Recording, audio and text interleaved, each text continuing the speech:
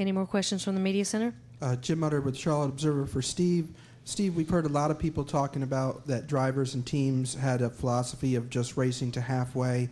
Is that a real philosophy? And if so, is that one that you thought about or considered as this day got underway?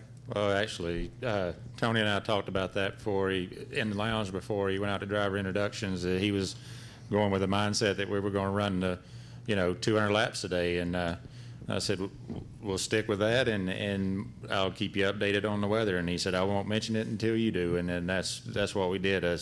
When we got 35 laps from halfway, I told him that it looked like some stuff was brewing, 3 to 5 miles out, that, we were 35 laps from halfway, and he was running Kyle down at that time. So we were playing and watching the radar and looking and paying attention to that and looking at the bands that we had to deal with there. And he did a great job of letting me know what was going on in the backstretch, because this place is so big that you're getting rain over on the backstretch in turn 3, and we're over here on the front. And he let me know that it was getting harder, and that I felt like that they wouldn't get the track dry, or if it ever started raining, that from the forecast that it wasn't going to clear up. So it's great to have that communication, and it worked out for us. Any more questions? Obviously, the bigger the track, the more opportunity you have for cars to get strung out. But, the great thing is, it's hard to get racetracks to where they have multiple grooves and to have a bottom lane, a middle lane, all the way from the top to the bottom, and have all the room in the middle that is about evenly as fast, depending on what you'd set your car up for. And we spent a lot of time in race practice yesterday working on the high side. I felt like that's where our car was the strongest, and I told Steve that's where I felt the most comfortable, and I felt like we were going to need to be up there. So I watched the nationwide race yesterday, and it was an awesome race to the end. It's so easy for cars to get separated here, but they had an awesome finish in their race, and we had great battles with Harvick and great battle with Denny and Kyle at the same time. So, obviously playing the weather, everybody's trying to get everything they can get toward the midpoint of that race. But, it was fun to have that. When you got a car that is so balanced like what we had today, we could move around. I mean, a lot of guys, when their cars are a little off, they kind of are stuck in one particular groove. And a plus for us was our car was very maneuverable. We were able to switch lines, and I could run in the middle of the racetrack, I could run the top, I could run the bottom, just depending on where the traffic was. But I had that flexibility to move around, and it's fun when you've got a car that's balanced like what we had and able to do that. Tony, Gary Graves, USA Today. As hard as it is to keep things going from one season to the next and really maintain momentum, I mean, you look at this stretch that you've been on since the chase last year, and how do you think you've been able to really maintain it? And talking about having a good car, is one thing, but what other things do you really see that are really working for you right now? Well, I think this guy to my right, Gene Haas is a big factor in that. Gene has always given us the flexibility and the tools that we need to do what we think needs to be done at our shop. And it's been a hard economic time, obviously, the last 3 or 4 years. But not once have we asked for anything, and Gene said no. We don't take advantage of that, and we don't look at it as an empty checkbook by any means. We definitely run it like a business and do the best we can to watch our budgets. But Gene's been awesome of letting us make changes when we felt like we needed to, and there's been some key pieces that we've needed in the shop, and he's been behind it 100%, and that gives all of our guys the confidence that we're doing everything that we can to give ourselves the best opportunity to be successful. And it's nice to see those guys go through the off season, like especially after the championship. And I'll be honest, as much as we were all celebrating, it was so impressive to get back to the shop and see how hard they were already working for next year.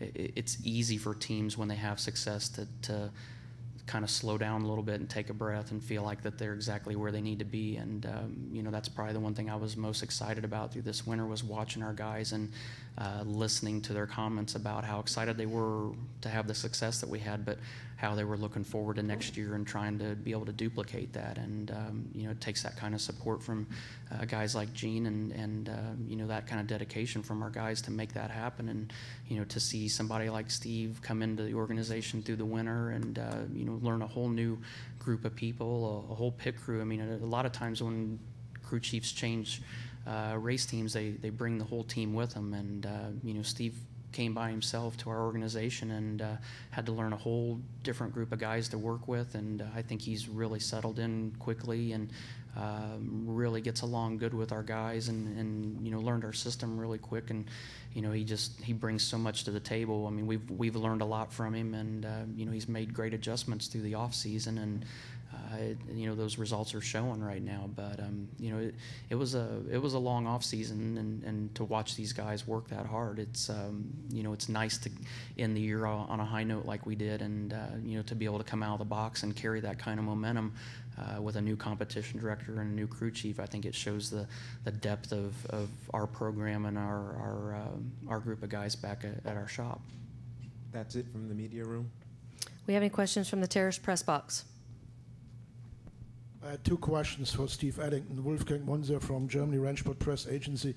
I had the impression, which is maybe wrong, but just watching Tony's car and Ryan's car, that maybe Ryan's car, especially in traffic, didn't go the same speed. Is there a big difference between the two cars? The second question, again, was the weather situation. When you know in advance, and I think we know it here in California since yesterday or 2 days ago, that the rain will come and will approach, how is your personal approach? You go to any NASCAR event or NASCAR track, speedway or road course, you know the race will maybe shortened and not go over the full distance by rain or whatever, bad weather. Do you have talks with other crew chiefs from rival teams, exchange experience, or even maybe with officials of NASCAR? Oh, to answer the weather deal, you just got to play that off gut feeling of, what's approaching each weekend and how you're going to approach the race. Is whether you feel like they can get the track dried or anything like that situation. Is we don't discuss this with other crew chiefs. So we'll joke around with each other about what we think and hope we get it in, because we all want to get it in and go home and see our families. But no.